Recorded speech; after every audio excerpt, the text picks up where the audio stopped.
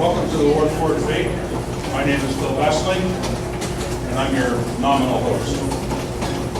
Fire exits we need to mention to you, there's one here, and of course the exit that we came into. Washrooms are out in the corridor as well. So a Better Grimsby is a group of citizens who came together and concluded that with the myriad changes that are occurring in our community, the voters need an opportunity to hear their ward candidates, both incumbents and challengers. It's so humid in here, my notes are sticking me out.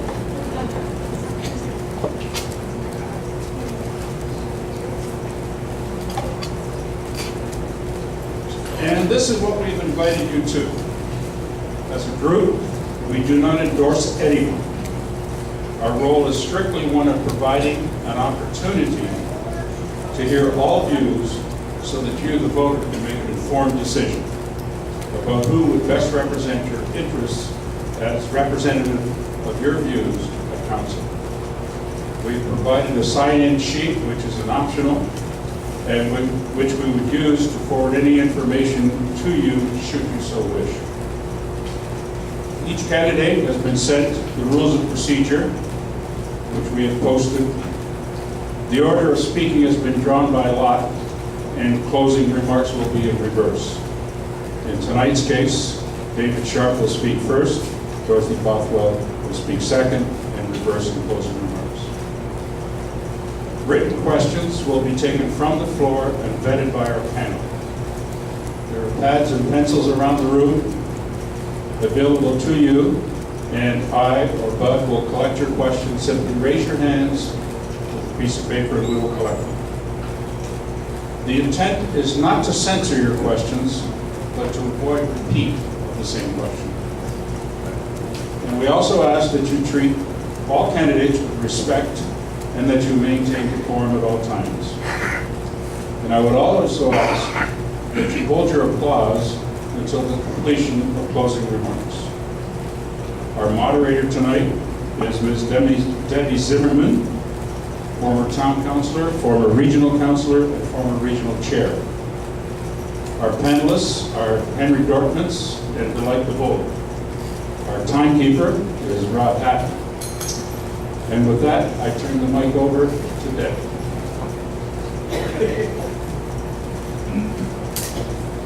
Thank you very much, Phil. Good evening, everyone. It's fantastic to see so many people out tonight for the Ward 4 debate. I'm just going to read a little something that Delight read at the Ward 3 debate, because I think it's very appropriate for this evening. So if you bear with me for a little minute.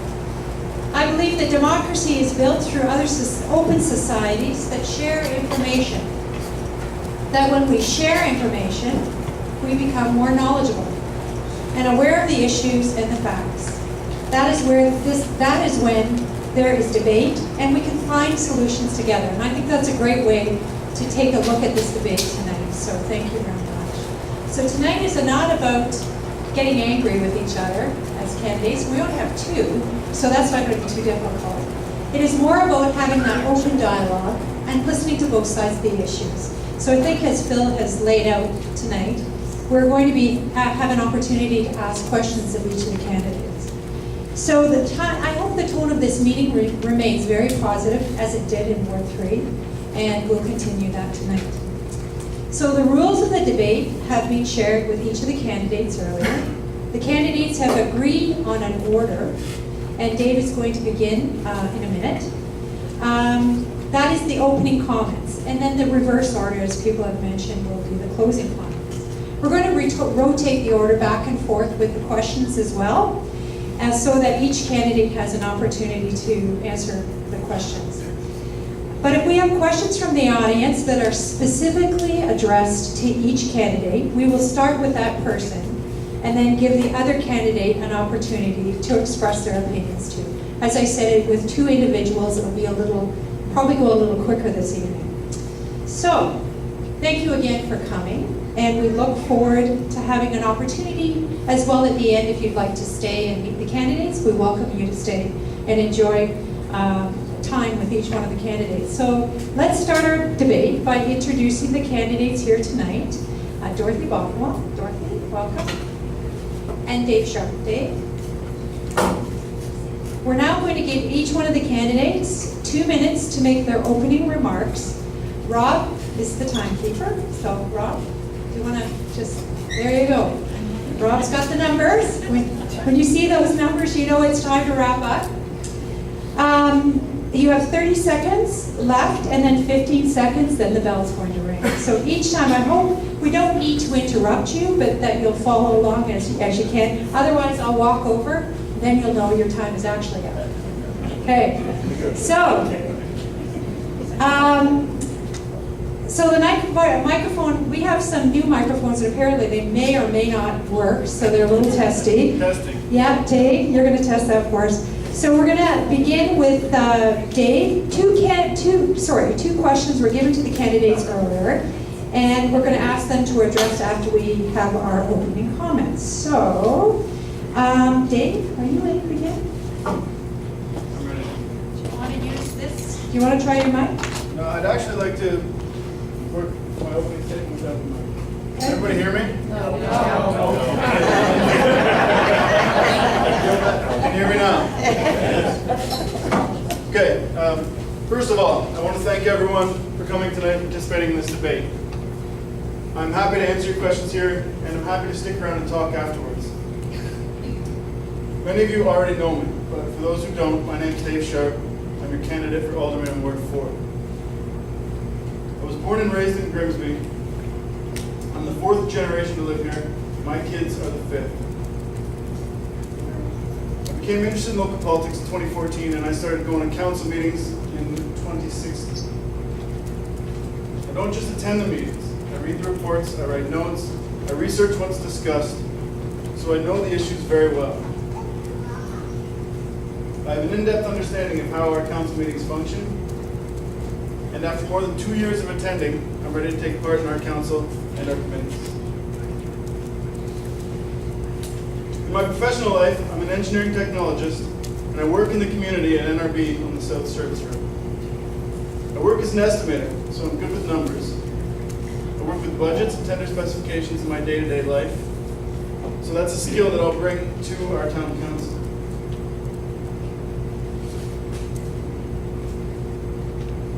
In closing, as your alderman, I will bring a more open and transparent attitude to our town council. I will listen to the residents, and I will speak up for what's right. On October 10th through 22nd, it's your chance to make a difference. Vote Dave Sharp.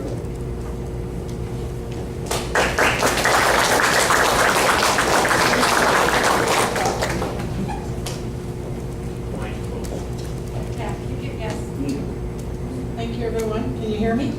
Thank you, everyone, for coming out. It's a great turnout. So I'm going to introduce a bit about myself. I came from Dutch roots and my family background, and I moved back to Grimsby 4 years ago with my husband, dog, cat. I have 2 children and 3 spunky grandchildren. I picked cherries at McCollum's Farm near 50 Point, if anybody knows where that is, where the 50 Point Conservation is now as a kid. And I've worked in the greenhouse industry in the past. 15 years I've worked in the education sector, and 15 years in the federal public service to date. I've worked in HR, assisted management with multi-million-dollar budgets, collaborated and worked with all levels of government. But most rewarding is mentoring some of the admins that have worked under me to see them succeed and do their best. I've been a volunteer in a food ministry to the homeless, living in motels for a number of years with my church. I organized a traffic calming committee that was successful in getting speed bumps in Burlington, where I lived previously. I was on the City of Burlington Civic Recognition Committee for a number of years, and most recently I've been on the Grimsby Traffic Investigation Committee. I contribute to a local community blog, Grimsby Citizens for Responsible Growth, that keeps the community informed on important issues in Grimsby. And I started that shortly after I arrived 2 years ago, 2016.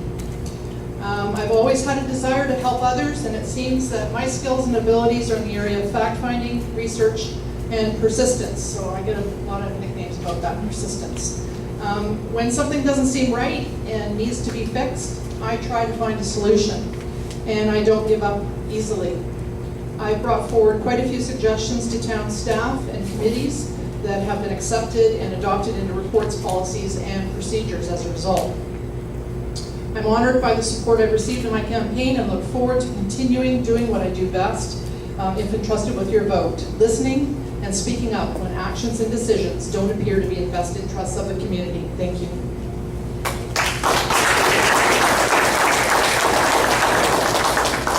Thank you very much, Dave and Dorothy. As I mentioned earlier, each candidate was given 2 questions. And we're now going to ask them to address these following 2 questions. And I'll remind the candidates again, you have 2 minutes to address both questions. And I'll do it in reverse order this time. Dorothy, you're going to go first. So the question is, what are the 2 most important issues in Ward 4? And how do you propose to solve them if elected?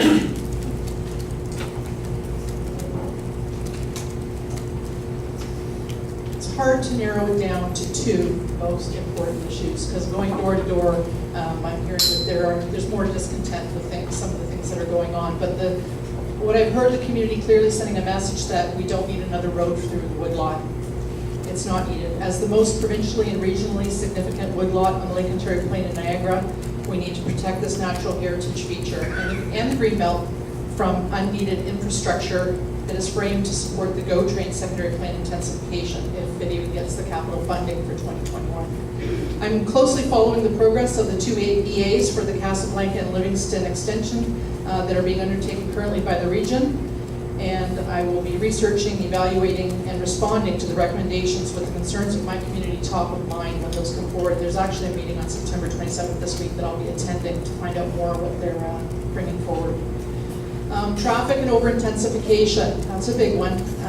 In the West End where I live, in the Winston neighborhood, residents are not happy that Council overturned the Planning Committee's decision, disregarded the Waterfront Master Plan and Secondary Plan for maximum heights, and allowed a 15-story building where 6 stories is the maximum. That's next to 2-story townhouses. Then they approved it, and I took that to the OMB because I was really, that wasn't right. Then they approved a 20-story building where 12 is the maximum while accepting cash for height bonusing. And another 22 and 19-story buildings are in the final stages of approval with more to come for this small parcel of land. The community doesn't know what to expect anymore, and they fear that the sky is the limit for development. It's time to bring back the proper definition of good planning and responsible growth that is in the best interests of this community.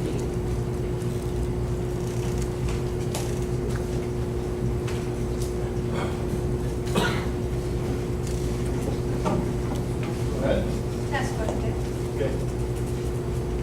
So the 2 issues that I brought up within Ward 4 are going to kind of mirror some of Dorothy's issues, and they're the same issues throughout the town. But first, I want to talk about over-intensification in Ward 4, specifically of Winston Road.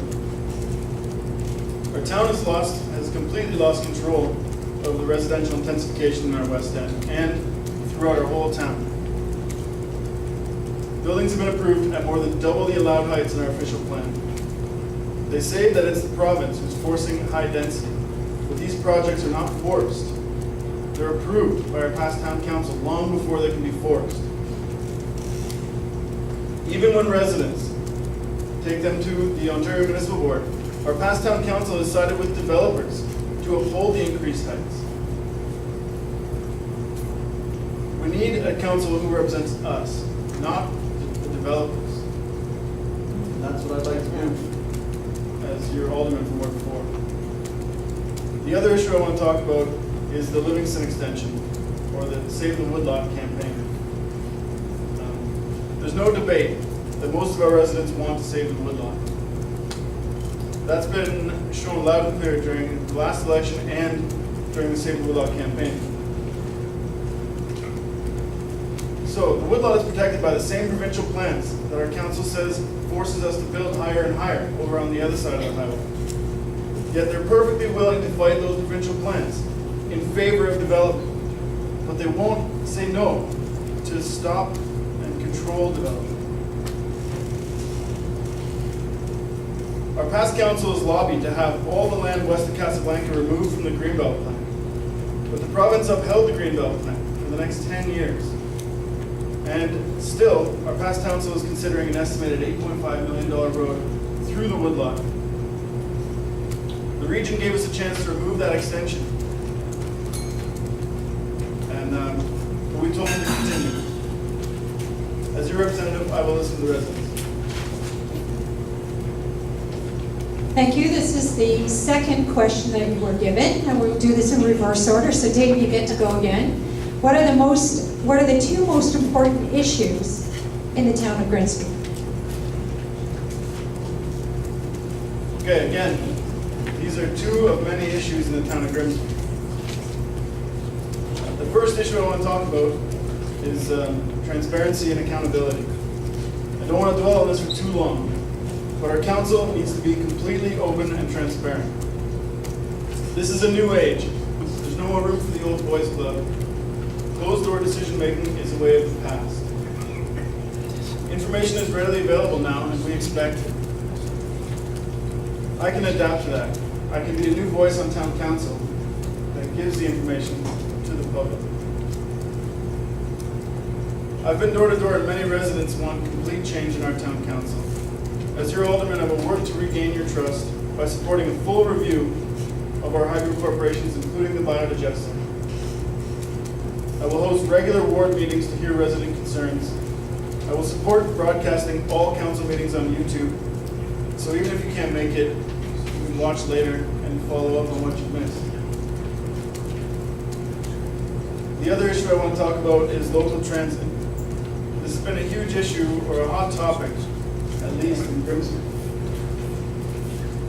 The town has completed a transit study for what would work in Grimsby. A telephone survey was completed, and that showed that 86% of residents support local transit.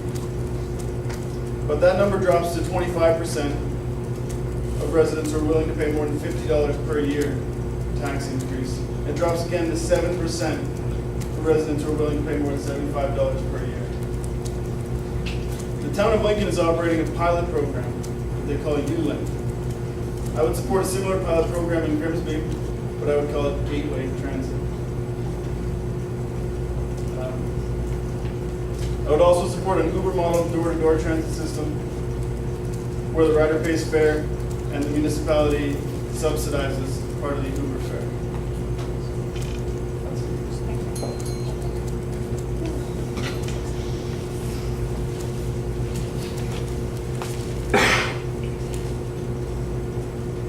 Two most important issues for the town and how I would address them.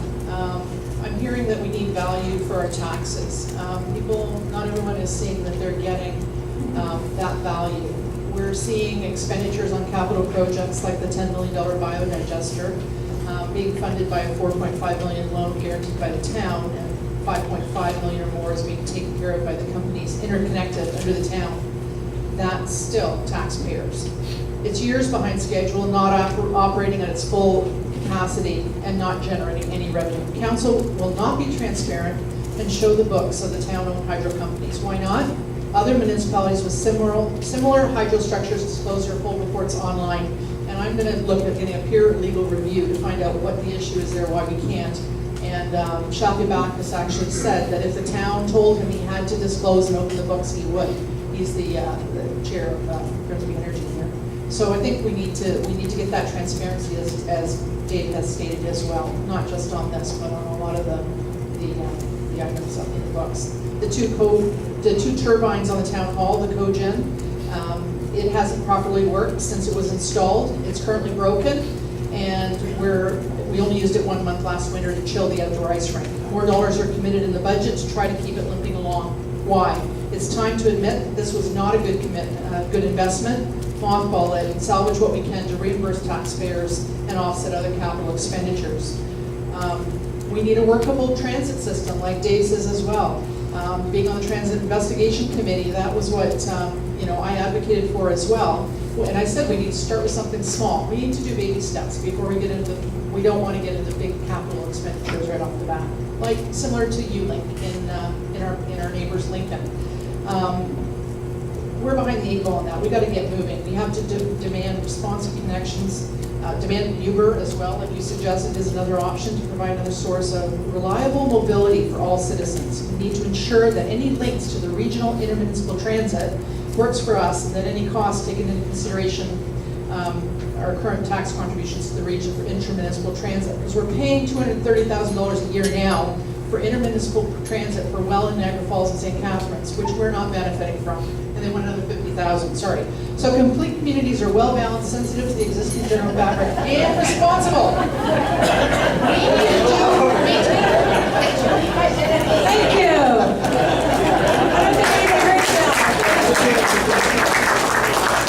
Just a reminder, there's water at the back. If you were at the sign-in table, if you want any water. So, but thank you, Dorothy, very much. We've been hearing, we've been listening to our candidates' answers, but I also want to encourage you to continue to submit your questions, and we'll take as many of them as we can. So just hand them in. We are now going to do something what we call a rapid question. So you're going to have 15 seconds to answer yes or no response, and this may lead the audience to ask more questions. So we're just going to do a rapid back and forth with you for a few minutes while the audience continues to write down the questions they may have for you for a little bit. So there's really no order to these questions, and some of these questions arose from the last debate, and these are just issues that are happening around town. And you've already addressed a few of them as well. So how about we start with this one? Would you support the construction of Bartlett Avenue up the escarpment? So the extension of Bartlett Avenue, and that goes to you, Dorothy.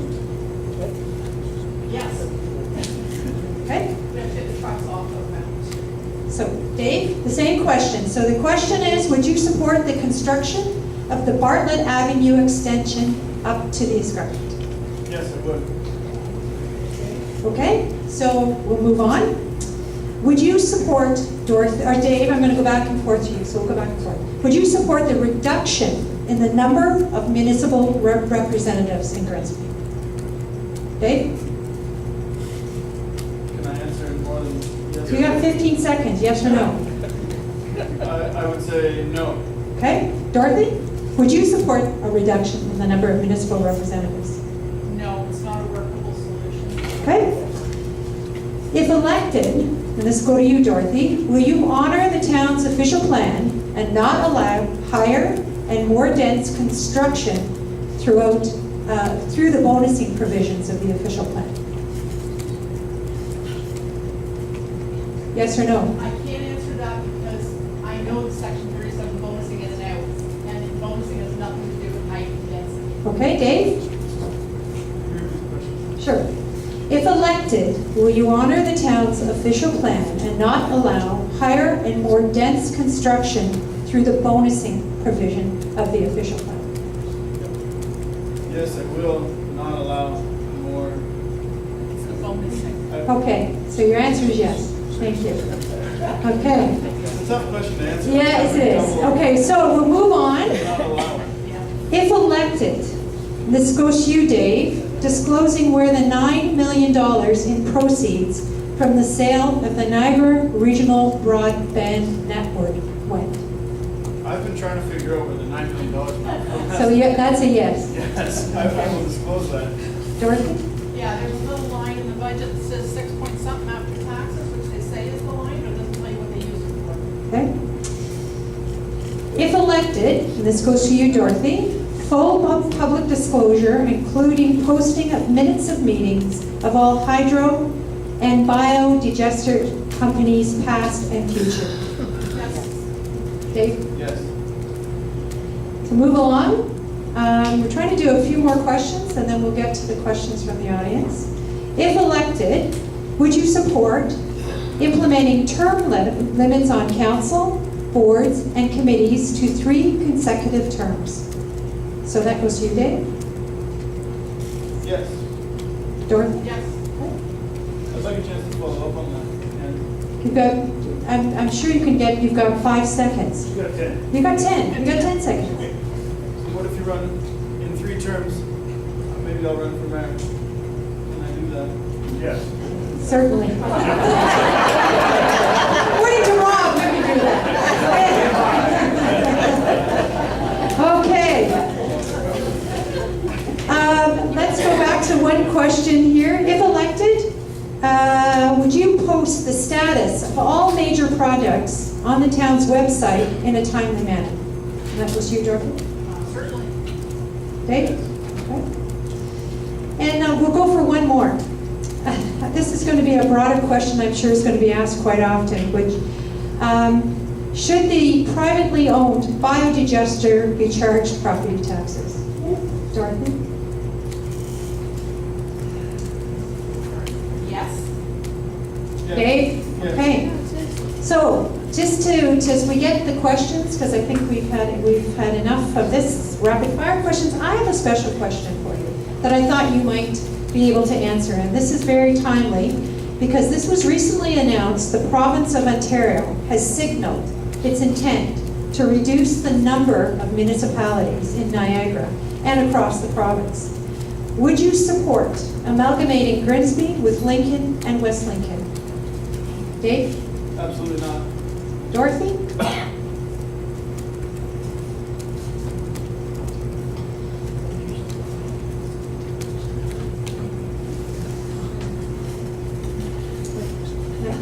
Five seconds. Okay? No, that was the answer. Okay, I'm just going to move over here and get a couple of questions.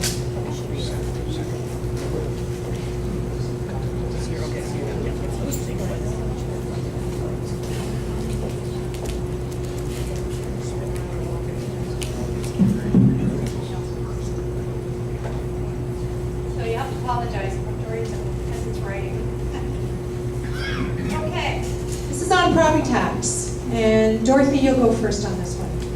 Given that inflation has only broken 3% in the month of July this year, how can our current councillor justify a 5.7% or more increase in our property taxes? I'm not sure if I can read the rest. I do not see such a large increase in services to our home. Dorothy? And you have a minute to respond.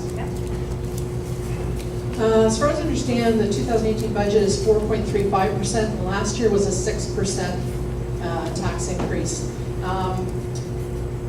I think we really got to look at what we're getting our value for that money, and what I'm seeing when I'm at the budget meetings, which I attended a few of them, was the deferral of a lot of decisions into the next fiscal year. So this new council is going to have to deal with things that they didn't pay for this year, that they've carried into next year. And we also have to look at, are we getting that value for the money we're putting up now? I actually was going through line by line through the couple 100-page document, and I'm going to dedicate more time to doing that as if I'm elected to make sure we are getting that value that we should be getting for every percentage of our tax dollars. Okay, so to talk about tax increase over the rate of inflation. So first of all, if our taxes go up 6.5% or 4.25% or whatever it was this year and last year, that doesn't take into account that our property assessments have gone up. Like 10, 11%, they're gradually each year, our assessments are staging up over the next 4 years. So the bucket was this big before. The bucket got 10% bigger, and they added 4% and 6% to that. So they're not just, because 3 years ago, they didn't increase property taxes. And that was when I started going to town council. And I came in and I said, well, my taxes went up. And they said, no, they didn't. And I said, well, yes, they did. And they said, no, your assessment value went up. And I said, well, last year, I paid $300 more this year than last year. And they said that it hadn't gone up.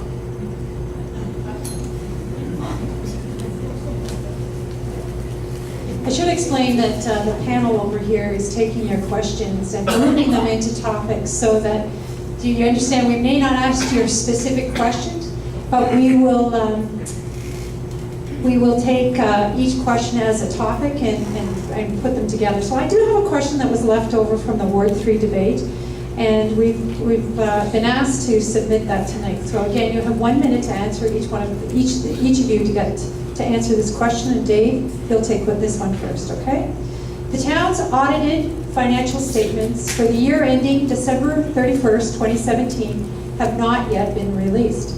It is my understanding that the independent auditors have yet to complete their audit confirmation. These financial statements would contain some consolidated information of companies known as Grimsby Energy, Inc. It would seem reasonable that the Finance Committee should make every effort to have the financial statements completed and posted to the town's website in advance of Election Day. My question, how do you plan to address this issue of more timely reporting if elected? Okay, sorry, I may not have been holding the mic up close enough to my face. But this question about getting our budgets done on time. So the budgets are done by our town staff, like we have a department, and staff needs to be held accountable too. It's not just our aldermen are our representatives, and I want to represent you. And when I represent you at the council and committee level, I want to hold staff responsible. We have, like, our director of I don't know the name of the department, I guess it would be finance, but he's paid like well over $100,000 a year, and he's got a staff beneath him, and they have to be professional, and they have to be held accountable. I'm on the same wavelength, Dave. We need to have performance accords or performance agreements in with the staff, with set deliverables that they have to reach. And our auditor, we have to make sure that in the request for proposal, when that goes out, that they have all the information that they need to do their job. And if it's being held up because our town staff aren't providing it, then that's an issue we have to go back and address. But we've got to start our budget process earlier. We've got to finish it by year end. We've got to get those statements out within the first month or two of the new fiscal year. Yeah, there's no question that this is just not acceptable business practice. Thank you, Dorothy, and thank you, Dave. Dorothy, you'll take this question. What is your position on and what should be done with the biodigester? What steps would you take if you are elected? Did anybody go to that biodigester on the doors open this past weekend? Were you enthralled with that biodigester? Where is it? What would I do? Well, they want to feed poop to it, so no, I'm not going to let them do that. There's a bunch of things they want to try to, up the mix for, but all they're doing is Band-Aid solutions to try to make the public believe that this is a workable machine that's from Germany that's going to handle our winters, which I think this is probably the first winter it's going through a full winter. Maybe last year it did, but it wasn't even fully operating, and it still isn't. So what would I do? We're going to have to go find somebody who wants a really good piece of metal.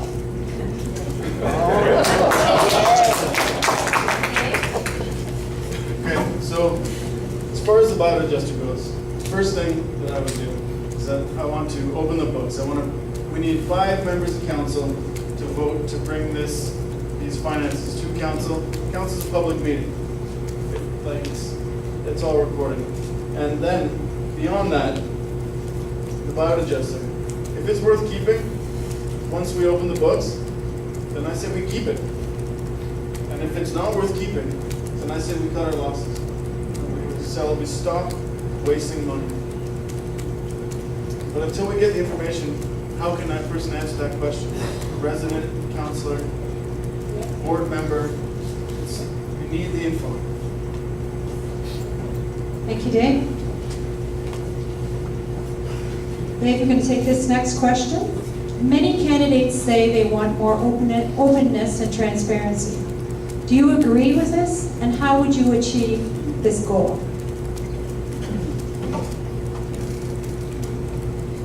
One of the ways that I would achieve more openness and transparency is to support broadcasting our council meetings and committee meetings on YouTube. There's other municipalities that already do this. Grimsby already videotapes their council meetings, and they play them on cable 14. But it's hard to find, it's hard to watch, we don't always have time. And you can't queue through and fast forward to the parts. We're only interested often in one issue at the council. So one way I would say is by opening our council meetings and putting them in a place that's accessible. And another way would be by hosting board meetings. I think Lincoln is already doing this. They're hosting, I would host at least quarterly board meetings where people can come and discuss issues, even if they're minor, so that we can hear what the problems are. We can deal with the actual concerns of the residents. That was one of the first things that I found when I came here, was it was really hard to find information, and it was hard to find the right information, and all the information, because when you look at the minutes, there's a couple lines, and they just say, yeah, this delegation came, they spoke, they left. So what I did was I took minutes. I hate taking minutes at work, but I went to every planning and council meeting for the last almost 4 years, and started a book. And then in 2016, when the LJM 15 story went through, and I was so upset, I said, okay, people need to know what's going on. We need to communicate this so that Grimsby citizens are aware of what's going on. Formed the Grimsby Citizens for Responsible Growth webpage, Facebook site, with another really great webmaster and some other team players. We're communicating. We're getting the message out. This is what was actually said at those meetings. So we're starting to open that transparency. I agree with Dave, board meetings or newsletters, twice a year, quarterly. We have to have your voice, and we have to give you every opportunity you can to tell us what's on your mind and what you. Thank you. Dorothy, this question is for you. With the large influx of new residents into high-density developments in Grimsby and Lincoln, QEW congestion is a big problem. From the Skyway to St. Catharines, congestion and accidents on the Niagara QEW have become the norm. As a member of Grimsby Council, how will you work to improve the situation for the Grimsby residents who must travel on the QEW to and from work each day? I've got a hint for you. If you say that's a regional problem or that's a provincial problem, you don't get my vote. Retire. I'm going to. I drive it every day. I didn't go to work on Thursday of last week. You know when they shut both sides of the QEW down and traffic got diverted around Fruitland Road? So what am I going to do? Well, I want to make sure that my neighborhood, we get diverted. So whenever there's a lot of accidents around Casablanca, so we need to have good wayfinding. We need to make sure people who are coming through our stable neighborhoods and smaller neighborhoods don't do that, and find actually more direct routes to the service roads or another way to get out. The solution everyone says is the GO train. It's going to take all the cars off. But are we going to get the GO train? It's still up in the air. So people are coming with those vehicles. What am I going to do to solve the traffic congestion on the QE and those issues? Okay, so whoever's question that was, I still hope I get your vote, but I'm going to do everything I can to try to look at ways to, the Mid-Pen, the region, I'll work with all those partners. We'll look at ways to try to alleviate that traffic through Grimsby and the inconveniences that we have to put up with when the highway is.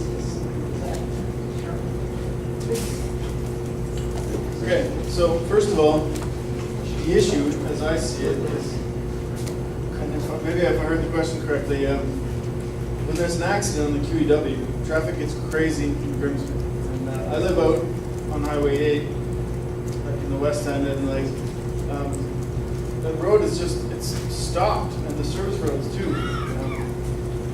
So someone suggested to me at one point that when there's an accident, they said that you remove two of the concrete barriers in the middle, and you turn the one half of the highway into 2 lanes each direction, 60 kilometers. All right, so that at least traffic keeps going for the 2 interchanges where the accident is closed.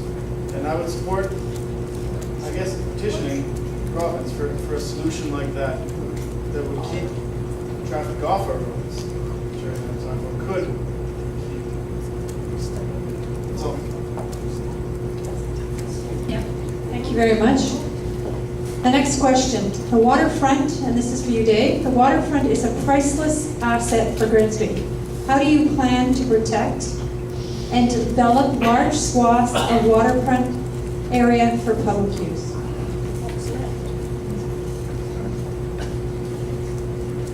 If I'm elected, I will support building the waterfront park down on Winston Road. There's a piece of land on the west side of Hunter Road. It's a church right now. And it's in the greenbelt, so you can't build condos or anything on it, but you can build a park. Right? There's already a building. You can put a pavilion and maybe some playground equipment. So it's right on the water. If you can picture the piece of land I'm talking about, it'd be a great spot for a waterfront festival, and like we could possibly have a municipal parking area there. It would solve more than one problem, but parking and access to a waterfront and a waterfront park are things that I would stand for. So we've got a beautiful waterfront trail. We've got plans for the waterfront master plan, has more plans to extend the trail. Each developer is supposed to dedicate a portion of the waterfront that's along, there's a fifth wheel, will have to dedicate it, Brandhaven and Lake House have to dedicate it. It's supposed to be 150 feet, 30 meters. It's like the top of bank, the hazard lands from Lake Ontario, which they built up the shoreline so they could build the houses closer. We didn't actually get 150 feet. We got 30 feet at one end, and we got maybe 300 feet at the other, and it does this nice little jog. So they said, oh, you'll like it because it's nice and joggy. But we didn't get the full benefit of the waterfront that we should have got, which would have been more useful for those large type of functions. We need more parking. We have 9 spaces. That's not enough. I protected the Casablanca interchange town-owned lands, which are in the waterfront master plan that planning staff wanted to give away for high-density development. So I stood up at the GO secondary plan and had it removed so we can protect that to go in the rec master plan for parking. We need to ensure that any new development and whatever we do get that waterfront and that it remains accessible. And we don't have to do shared accessibility with condos because people, it's not going to be easy to share with anybody in a condo. So we need dedicated accesses and dedicated parking. Both of you have both stressed the need to protect and save the woodland. It's one of the most pressing issues both for the town and for your ward. As you pointed out, I think, Dave, you emphasized the region is proceeding with an environmental assessment process, even though it didn't necessarily have to do that. However, had the support of regional council and the area representatives. The question is, what are your plans to save the woodlot? And that starts with you, Dorothy. So there's a whole municipal class process for that EA, so I've been reading up on it, and that's what I do. I find out what does it mean, I watch the region minutes and notes on these, I'm attending these meetings.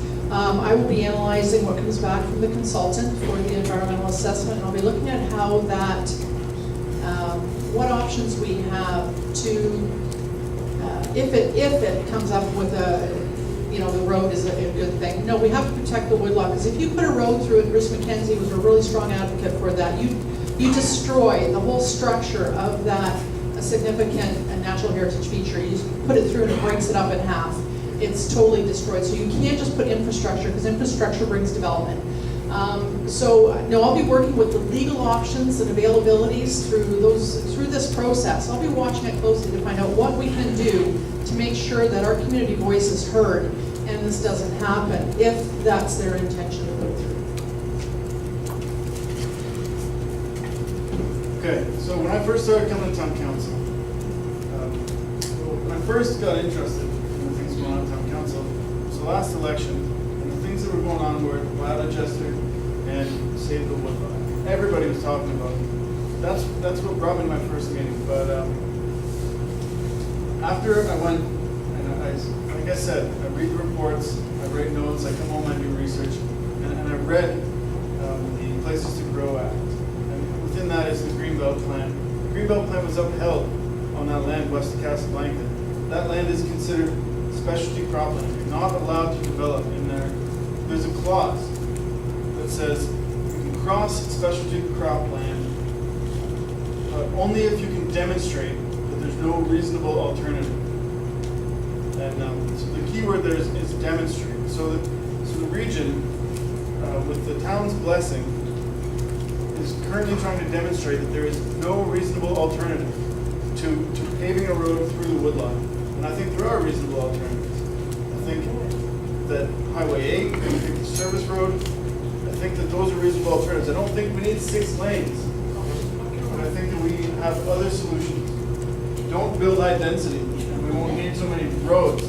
Thank you, Dave. Thank you, Dorothy. Dave, this question is for you. As you can see, we're sitting in the activity center tonight, which formerly was called the senior center, but we know there's no more seniors anymore. It's just a demographic. We're all seniors, I guess. It's a state of mind, yes. Yeah, Dave wants the discount. So seniors are a large part of our community in Grimsby. What plans would you have to actually accommodate seniors in the community? And how about enlarging this facility? Dave? Well, thank you for bringing that question up. I haven't considered enlarging this facility, but I do. My church meets here. We don't have like a building, so we come here every Sunday and we use this room. We put chairs out just like they are right now. And so places like this have a use in the community, and I would support growing these community uses. I see out in the hallway, like they're knitting and they're doing things. It's a great way for people to, not just seniors. This is the activity center, so everybody can come here. And so I would support that. I also would support furthering activities for seniors, and not just seniors, for youth and other people in the community. That's more than a 1 minute answer. So thanks. They're doing a recreation master plan right now, so I'm hoping that there's been some input from the seniors in the community as to what they want. Because what I heard when I attended some of the meetings was they want an indoor walking track and a few things like that, and whether it could be accommodated in the Beach King Center or somewhere else. So I'm hoping that the results of that rec master plan and the survey and some of the recommendations come forward and they show some improvements to the senior services in town, because every group, every age deserves to have the amenities that they need in their community, and I'll be advocating to make sure that that voice is heard for seniors as well. Thank you. Dorothy, this question is for you. As a Grimsby Alderman, you will be a champion for building safe, connected bike routes in Grimsby. Will you support building protected bike lanes on Main Street, including the major corridors, and having safe cycling routes connecting Grimsby to other communities in our region? How and when would you do that? Their region has a master transportation plan out now, and as well, the Go Secondary Plan identifies a whole bunch of active transportation corridors, including new bicycle routes and new trails. The timeline is different for different stages of it with the capital expenditures, but what I would advocate certainly for safe bike routes on our main arteries.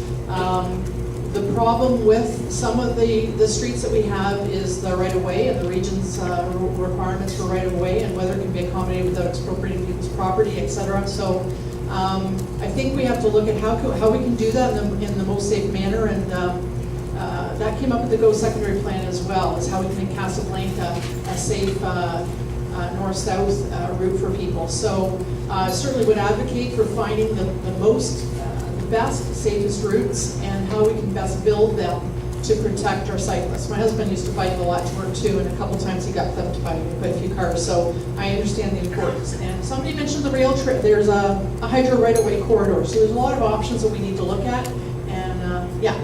Thank you.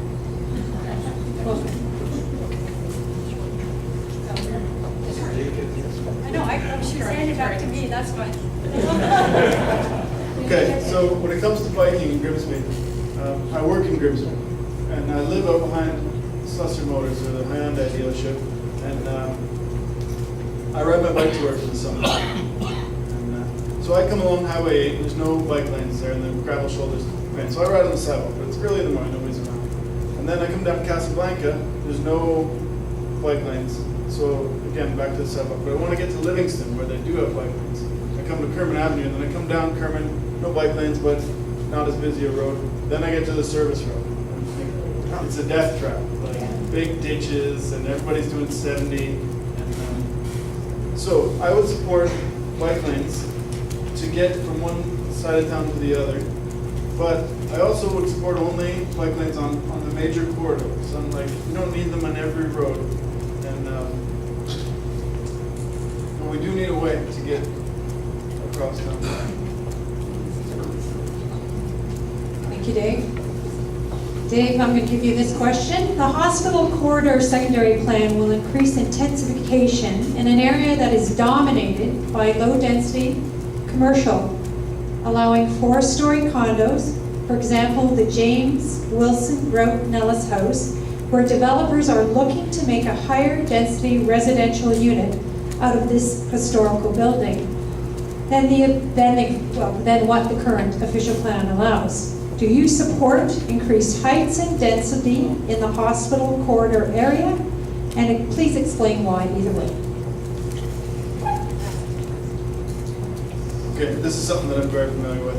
And that hospital precinct study, I mean, so the hospital, it's a provincial thing, right? It really has very little to do with the town. But we've taken on this hospital precinct study that we say is preventative, or they say is preventative, and to stop these developers from showing up with plans of, I don't know what they say or why they say that, but we've written secondary plans already.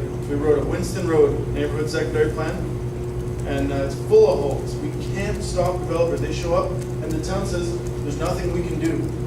We just wrote that in 2012. It was approved, and then they wrote another secondary plan called the Go Transit Area Secondary Plan, and they wrote in maximum heights for like 18 stories at the Gateway, 10 stories at the Boston Pizza, and 14 stories at the Rona Superstore Complex. Like, and we know from past experience that they won't be able to uphold that. They'll come with 22 or more. So they're going to say, all right, 4 stories over here, right? And we have not shown any confidence in writing these secondary plans. And it sounds to me like it's just them trying to increase the tax base, more residential growth. And the residents have said no.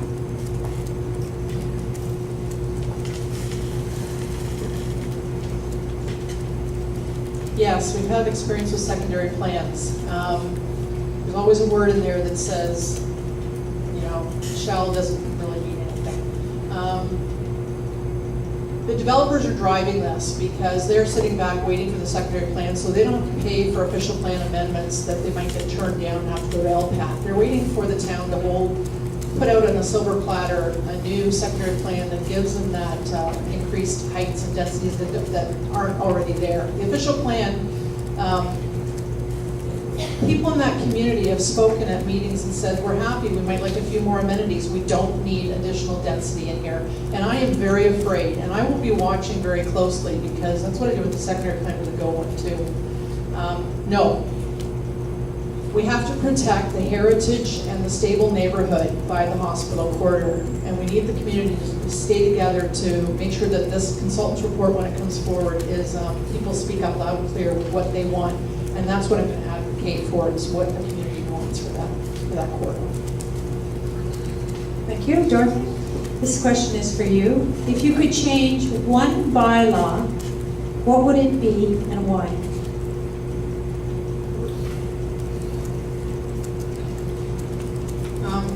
There's a whole lot of zoning bylaws.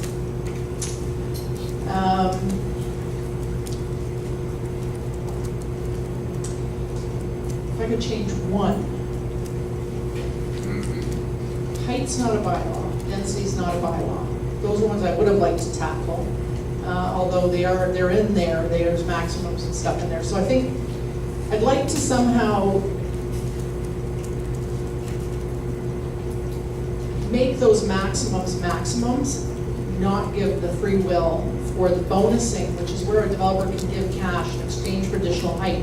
But they don't even have to do that. They can still get the additional height without handing the cash over.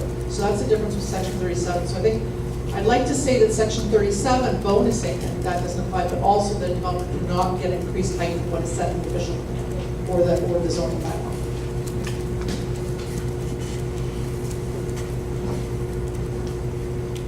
If I could change one bylaw, honestly, in my house, I can't have bonfire. I'd like to have a bonfire. I have a little chimney. It's clay pot, and you can burn sticks and twigs in it. And last year, I put some sticks in there, and the next day I got a letter from the fire department that said, you can receive $420 fine for an open burn without whatever. I don't remember all the details, but in a quarter-acre lot in like a small old neighborhood in the West End, and it seems like an area where I should be able to have a fire in the chimney.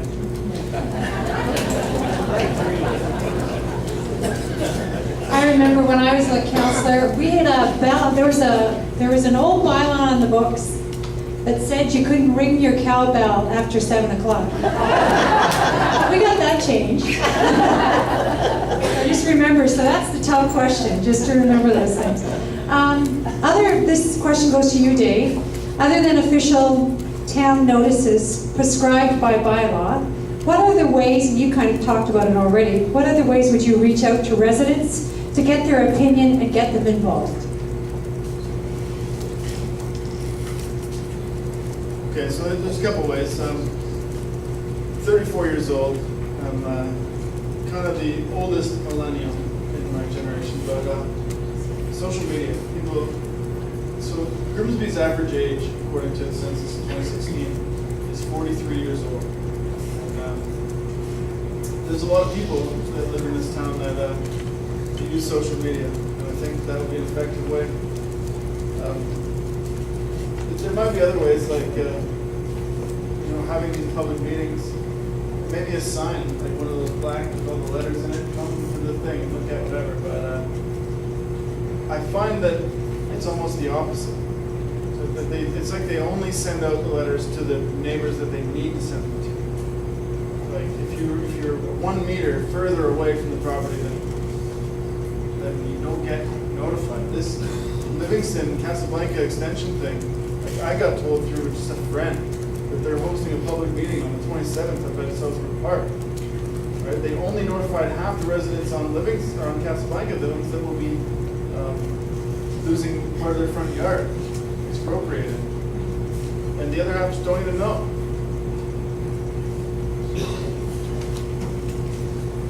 Yeah, there's prescribed distances, 120 meters. They have to give notice to, and it happens to be a vacant property that nobody gets to come to an open house. So, no, I think we need to, there's always an option to put a notice in the newspapers. A lot of municipalities put notices in the local newspapers,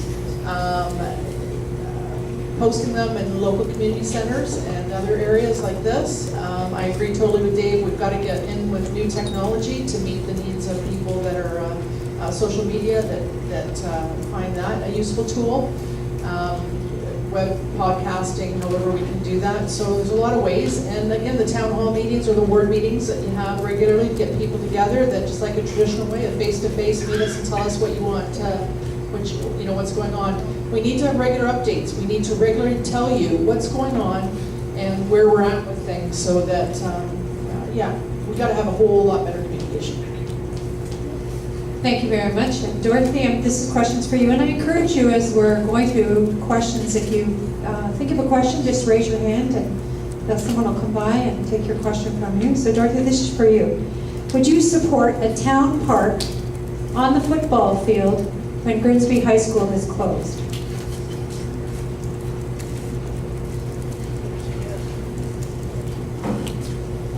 That's hard for me to answer because I don't know if the zone, I think it's zone institutional right now, I'm not sure, right? It's owned by the district school board property. So there's going to be a certain process that has to be followed in order for that property to be invested out. But the town should have a voice in saying what their vision is for that property. And I think that we need to be prepared for that vision when the board decides to look at options. I don't know if a park is a viable way of spending our tax dollars there. If there's a way to incorporate a park into the development, that's probably going to end up happening. But there's got to be a whole lot of planning done before it even gets to that stage, and a whole lot of research done as to what we can do.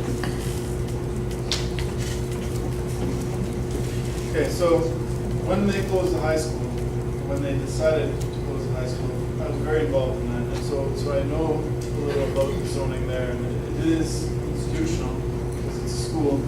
But when I look at like a park, it's owned by the school board, and the municipality gets the first option to buy land owned by the school board when they sell it. But it's sold at fair market value, and that'll be a very expensive park. We just built a $6 million sportsplex up on the mountain at Southwood Park, and we might not have the money. Right? If we want to buy that waterfront park, if we want to buy, like, we have to pick and choose. But I would consider it. Just we need to know a little more about the property and about the cost and what our financial status is at the time. Thank you, Dave. And this question is for you, Dave. And this is a long question, but we've kind of synthesized it down to a question. So there was a preamble, and I think everybody will understand this. We're going to ask each candidate to express their stand as it relates to the safety of the citizens in their ward versus the town's decision, and this is on Winston Road, the town's decision to eliminate fencing on all 28 condominium units facing Winston Road, and based on their perception of street beautification. So, do you understand the question? Yeah, great. This is unfair because I've already talked to the person who asked this question about this issue, so I know exactly what you're talking about.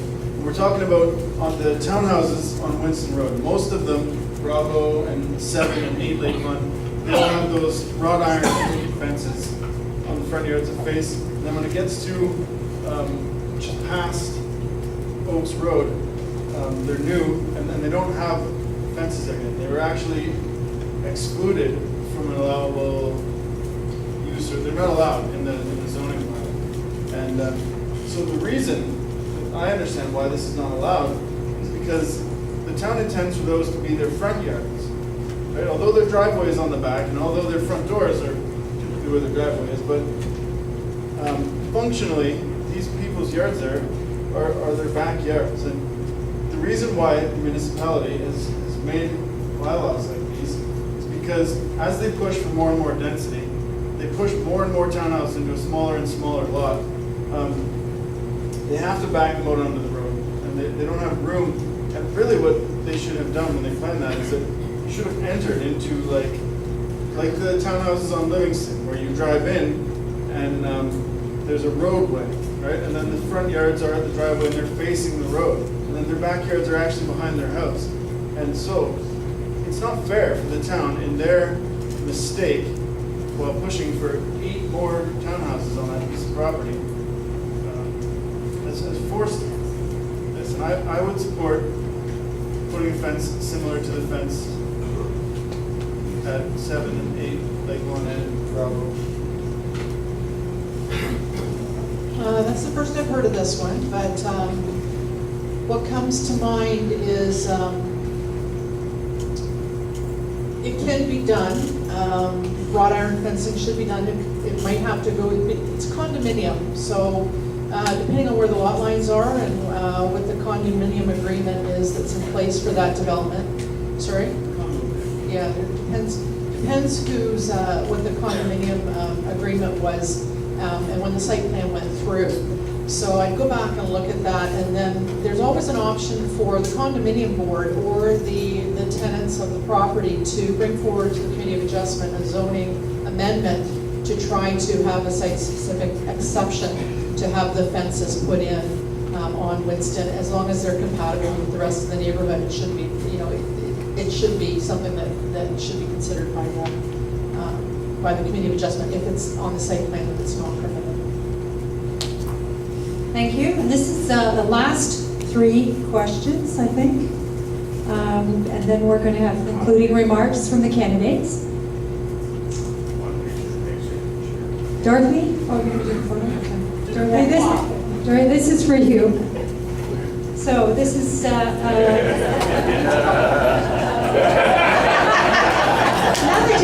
They're now just misbehaving, aren't they? Okay, Dave, are you gonna sit there or? Yeah. Okay. You can get control of this meeting. This is for you, Dorothy. If you, as a town councillor, received a windfall as a town councillor of $9 million, like selling the NRV shares, to use for Grimsby in any way you wanted, what would you do with it and why, as a town councillor?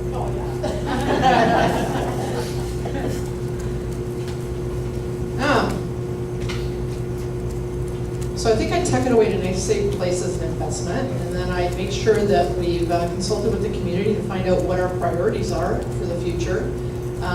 So we get some return while we're waiting to do that. I don't think I'd pay a whole lot of consultants a whole lot of money to tell us how to spend it, but I think I would definitely have the public meetings and the open houses, and we'd look at our books, and we'd look at what our capital expenditures are, and we'd have to have our priority list of what our needs and our wishes are, and then you always take away some of your wishes and focus more on your needs. So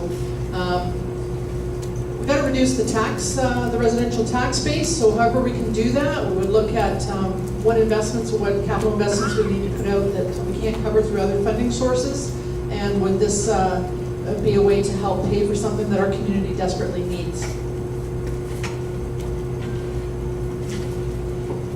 So I'm on the same line of thinking. Right now, if we received a $9 million dividend or pay from some investment, I would invest in it. Like we're in a real estate bubble right now. We have a lot of change going on where we don't really know what is going to come for Grimsby in the future. I don't think it's time to go spend $9, $10, $20 million on a new sports something or a huge extension of roads. I think that if we had some windfall, that we should just hang on to it for a little while. We should find a place where we can make a little bit of money, and we should just wait until things seem to settle down in general. Thank you, Dave. And this question is for you as well. Sidewalks on Winston Road, and the question is when?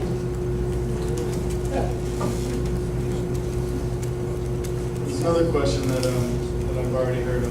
Like some of the residents have talked to me on Winston Road, and when you get past those condo developments, when you get past those townhouses, it just stops. It's the old Winston Road. I mean, when I grew up, Winston Road was, people didn't know where it was. They were like, isn't that the service road? The houses there had 643 phone numbers. It was like another world. And so they extended it, but only to the new developments. Like, there's still another kilometer of Winston Road.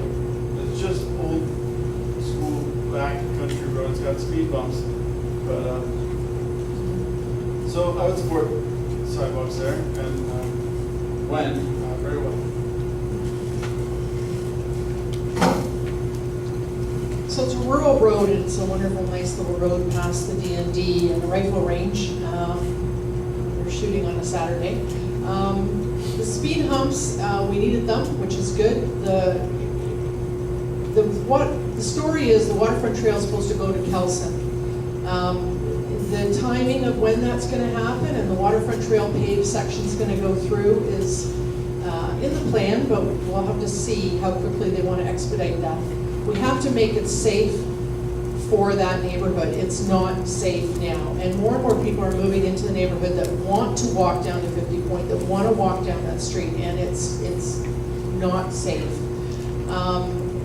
I suspect that planning staff are waiting for future development, because there's another one coming near Kelson on the other side of Winston. And they're waiting for developers to pay and support that through development charges and to get those sidewalks in. But I think that it's time we look now at those needs. We don't wait any longer. We serve this community just like we need to serve every other community, and get them a safe neighborhood and get them sidewalks. So I think looking at that and getting that somehow into the capital plan, there is a whole sidewalks policy thing. I haven't read it, but I'm going to read it, and then we're going to find out how we can make it happen. Thank you, Dorothy. And this is the final question for our candidates, and then we'll move into the closing remarks. So, final question. What do you cherish most about Grimsby?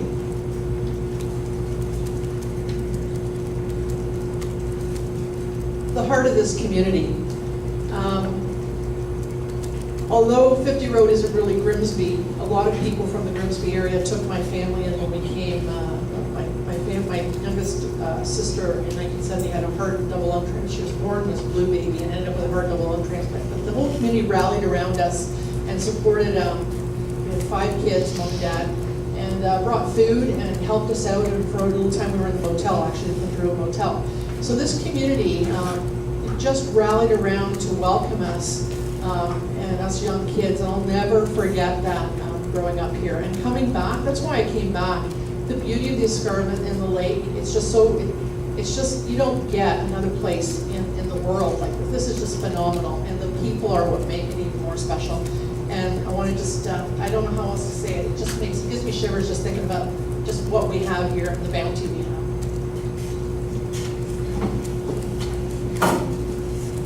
I grew up in Grimsby. So to me, my favorite thing about Grimsby is that it's a nice place to raise a family. Grimsby is not a bedroom community to me. I work here, I live here, I grew up here. My mom is here tonight. She was a dental hygienist. She worked here. My grandparents are here tonight. They were real estate agents. My mom's husband owns a roofing company. Right? Some of my aunts work here. My sister's a nurse at the Wesleyan Memorial Hospital. I have cousins and nieces and nephews and aunts and uncles. I mean, this is, it's my home, right? And so I feel like when people move here, there's 2 reasons. People come, 1, because it's a nice place to raise a family. 2, because it's less expensive than Burlington and Toronto. And we're losing both of those things. We're turning it into a condo development for commuters. And we're increasing the prices, right? We can't control the real estate market, but we can control the way we develop. And I would like to see Grimsby grow as a community where you can live, where you can raise your family. Thank you, Dave. So we're now ending the question part and moving into the final 2 minutes for each candidate to give their closing remarks. And as we said at the beginning, we'll do this in reverse order. So we're going to hear from Dorothy first and then Dave. Dorothy?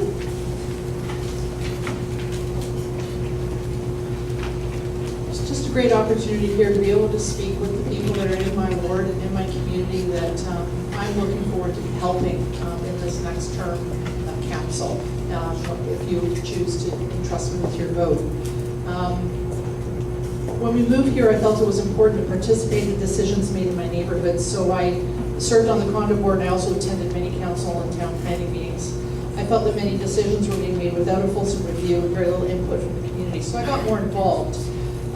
So I researched and provided significant feedback for many policies and procedures and presented as a delegate at many development meetings. I faced the OMB to challenge the 15-story building where 6 is the maximum and confirmed that the base density target to 2031 set for Grimsby by the region had been met without this development. In fact, we've significantly exceeded it. I successfully rallied the community to stand together to uphold the official plan maximum of 4 stories downtown when the planning committee and the developer wanted 8. I ensured that the town and MTO owned at northeast parcel of the Casablanca interchange was removed from the GO secondary plan. I advocated for that and I fought for that, where it didn't belong, and got it considered in the rec master plan for a green community area where beachfront access and parking as it was intended to be, and identified in the waterfront master plan. Planning staff had proposed that these town-owned lands should be high density and would have permitted another developer to purchase them and build on it. There's a gap in what's discussed at meetings and what's placed in the minutes on the town website.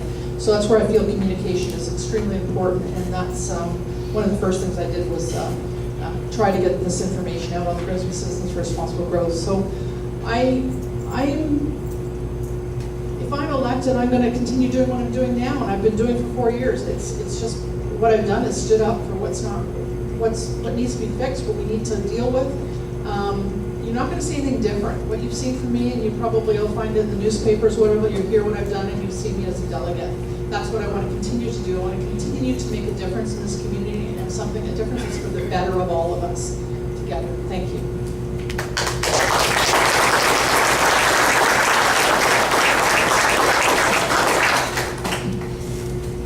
So I wrote some closing remarks, but as I was sitting here, I thought, I want to thank you for coming to this debate. I thought maybe we should change it from debate to Ward 4 agreement.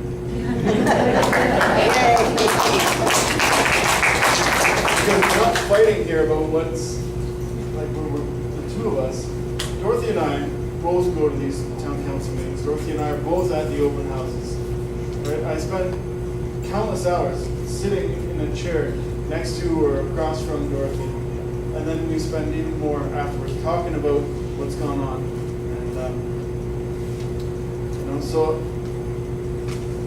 so I really appreciate you all coming tonight.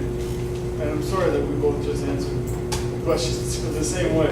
But it's been my pleasure to address your concerns. And a key component of my campaign relies on community involvement like this. As your alderman, I will continue to host similar ward meetings on a regular basis, where you can come to express your concerns, even if they're minor. This way, I can get a good idea of what your issues are, and I can bring them to town council. I want to remind you that the election is in less than 4 weeks. You should have already received your voter information in the mail, and online voting starts in about 2 weeks. Remember, each person in Ward 4 gets 2 votes. I would appreciate one of those votes was for me. I'm just going to close with the quote. Albert Einstein's definition of insanity was doing the same thing over and over again, expecting to get different results. If you keep voting for the same people, and you expect that we're not going to get the same thing, then I think,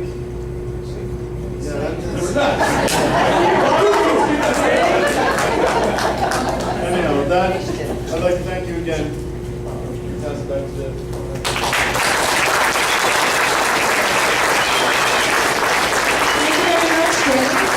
Thank you very much, Dorothy. Just a couple of closing comments, first from me, and then I'll turn it over to Phil. Again, thank you so much for coming out tonight. You know, I have to tell you just a tiny story, because after many years in local government, I look out at the room and I see some of the people that I know when I was first running. I can see them, I knew they supported me.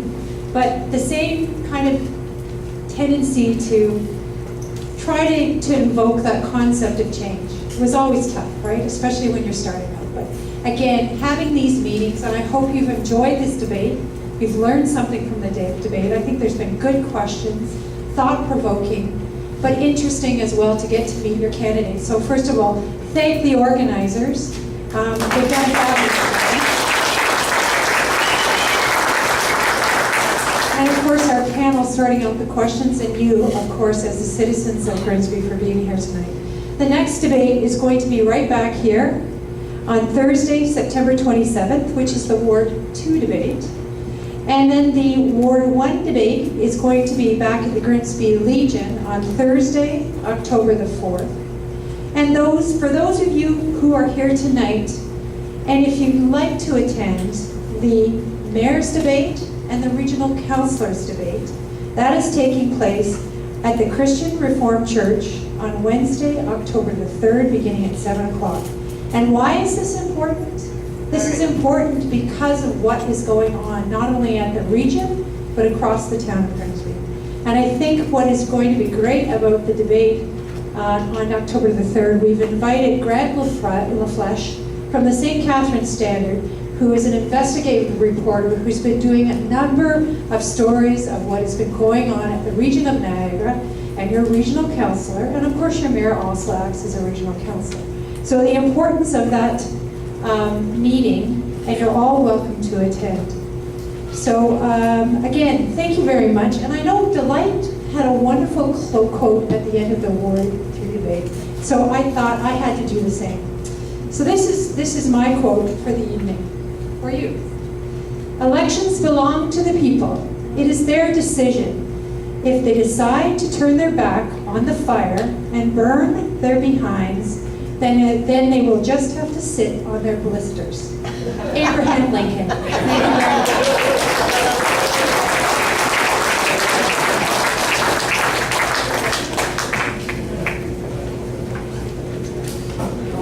First of all, before you all leave, we are very, very fortunate to have Debbie here moderate our debate, and she's done a wonderful job.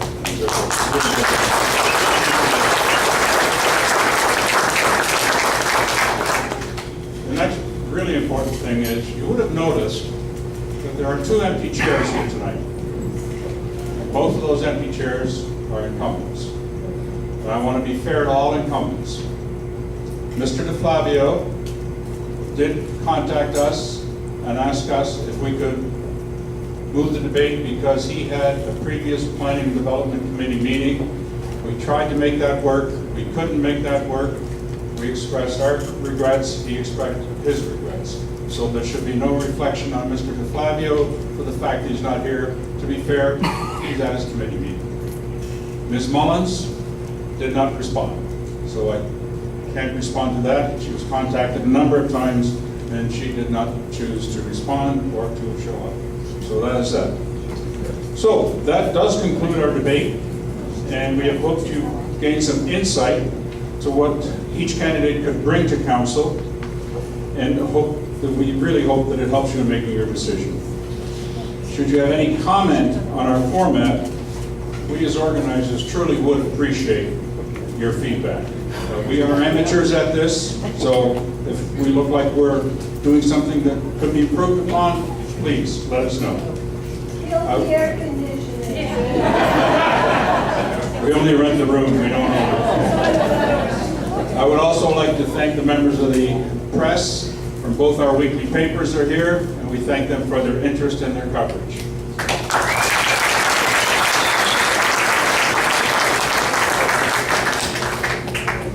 The last thing I would like to address, and I addressed this at our last debate as well. There is a misconception around town that we are affiliated with a Better Niagara. And we are not. We stated at the beginning that we do not endorse, nor will we endorse any candidate. A Better Niagara does endorse candidates, so there is a difference. Our role here, and we set this out to do this initially, and we're continuing to do that, is to give you, the citizens of Grimsby, the opportunity that you've never had before, which is to hear your ward representatives in a debate. That is what we're all about. We are not a Better Niagara. Some people are indicating we are, and we are not. So please keep that in mind when you see misinformation coming around them. Facebook, whatever, media, who knows. But we are strictly here for your benefit alone. Thank you. Have a good evening.